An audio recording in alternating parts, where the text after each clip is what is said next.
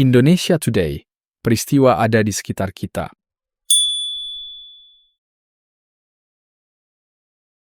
Yang disampaikan Pak Tri yaitu terkait kondisi saat ini di mana pemerintahan Prabowo Gibran ini mendapat tinggalan masalah, yaitu terkait ditemukannya, kalau kita bilang ditemukannya pagar laut yang panjangnya sampai 30 km kurang lebih.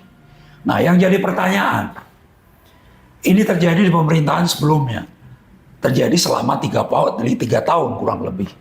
Nah, yang menjadi pertanyaan publik adalah, karena ini menjadi PR pemerintahan yang baru, ini bagaimana melihat kondisi ini, kenapa itu tidak terendus? Tentunya kan ada Badan Intelijen Daerah dan juga mungkin Bakamla dan yang lain yang tentunya bisa mengendus terjadinya proses ilegal sehingga malah sampai muncul ke sertifikat hak milik dan sertifikat hak guna bangunan di lepas pantai.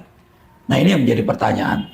Terus kemudian juga dari prosesnya sampai hari ini, penyelesaian dari pagar laut ini hanya sampai ke proses hukumnya, tentunya hanya sampai ke level terendah, yaitu cuman kepala desa. Dan itu pun Kejaksaan Agung sendiri yang awalnya ini menyatakan mengundurkan diri karena sudah diambil alih Bareskrim Polri. Nah, mungkin bisa dijelaskan, Pak, sebenarnya apa sih yang terjadi? Ini kan tentunya kelemahan. Kalau kita bicara kelemahan pemerintah sebelumnya yang menjadi PR pemerintahan baru. Nah, mungkin bisa disampaikan juga solusinya, Pak, untuk mengatasi masalah ini. Ini hebat, menarik. Bahwa masalah pagar laut, baik di Bekasi maupun di Tangerang, kita soroti yang di Tangerang. Ya. Ini ada pertanyaan. Ini salah siapa, Pak?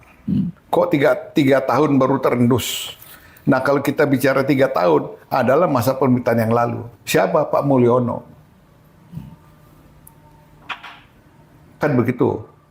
Kemudian, Pak Prabowo hanya menerima estafet muntahan. Yang beliau harus menindaklanjuti melalui proses hukum. Nah, kalau kita lihat di sini, ini salah siapa? Ya jelaslah, salah pemerintah. Jangan bohong. Jangan bohong.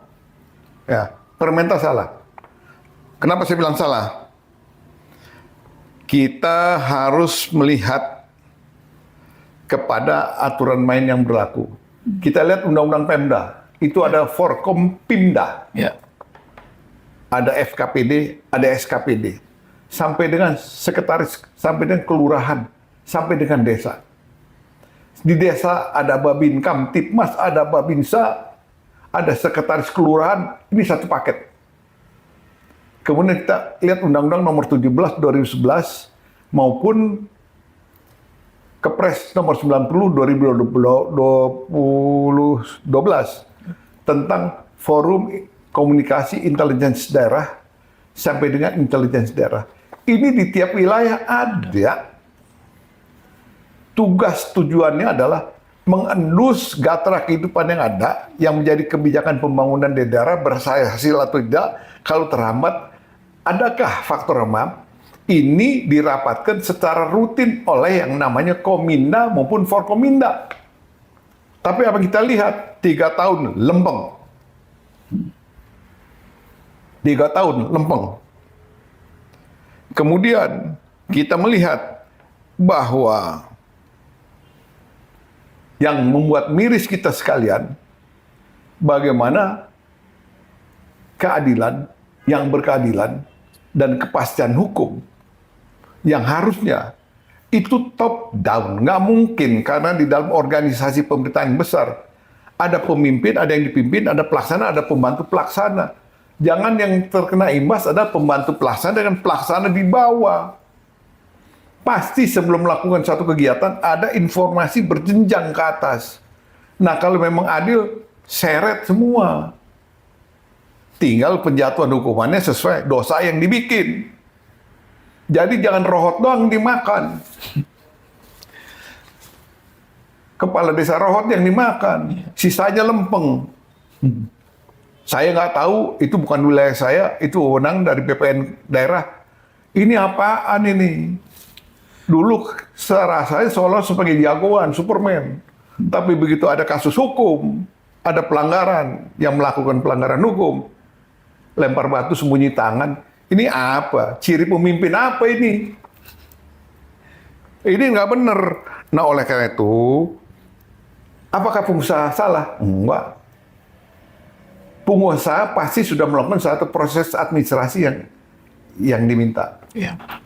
Tinggal aparat ini kalau sudah terimingi, lupa. Gampang, rebes. Rebes beneran. 30 kilo maju ke depan. 3 tahun tidak terendus. Nah, ini salah apa benar? Pengusaha pasti benar. Karena dia pasti ingin dapat untung. Tinggal, kenapa tidak perangkat daerah melihat bahwa Perpres 6 kali dia turun. Ya. Perpres 6 kali dia turun. Naik kayak ingus.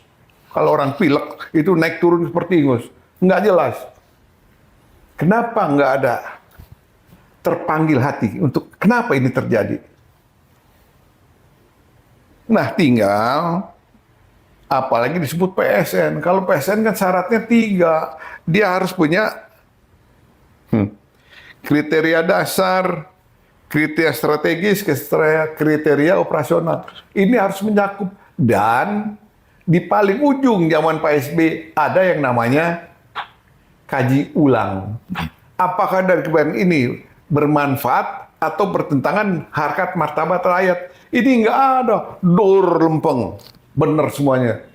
Begitu Pak Prabowo ngamuk, baru kagok selon semuanya. Ini Pak Prabowo lanjutkan perjuangan, embat semua tuh. Oh, itu yang benar. Tapi harus rukun, jangan embat-embat doang. Tapi perangkat sampean juga harus dilihat itu semuanya. Nah, oleh karena itu saran dari saya, tolong kebetulan rekan-rekan Pemda yang baru ini, tingkat 1, tingkat 2, kabupaten kota sedang berada di Magelang, mudah-mudahan kasus swistis yang terjadi di Tangerang sama Bekasi, jadikan pembekalan bahwa kepala daerah jangan pernah lupa Anda punya perangkat komunikasi intelijen daerah yang membaca gelagat di masyarakat. Ada situasi kuning, ada situasi merah, ini segera dibahas supaya tidak berkembang jauh ke depan. Kemudian perangkat-perangkat terkecil Anda di daerah, juga yang berkaitan dengan kepala desa, jangan melalui abdesinya menjadi alat tekan buat masyarakat. Tolong ini banyak terjadi, tolong. Lihat Undang-Undang Dasar 45 Pasal 28. Setiap warga negara di dalam hukum dan pemerintahan, dia harus tunduk pada hukum tanpa kecuali. Jadi tidak absolut dia. Ini tolong Pak, ini menjadi PR buat Mendagri. Perangkat Bapak yang banyak di lapangan Pak. Yang njeh-njeh tapi mboten kepanggih dan takut ngambil langkah tindakan di lapangan. Yang kasihan pengusaha, yang kasihan rakyat Pak. Nah, ini satu kondisi yang kita lihat di lapangan perlu mendapat ketegasan dari perangkat Bapak. Selamat berjuang Pak Menteri. Indonesia Today, peristiwa ada di sekitar kita.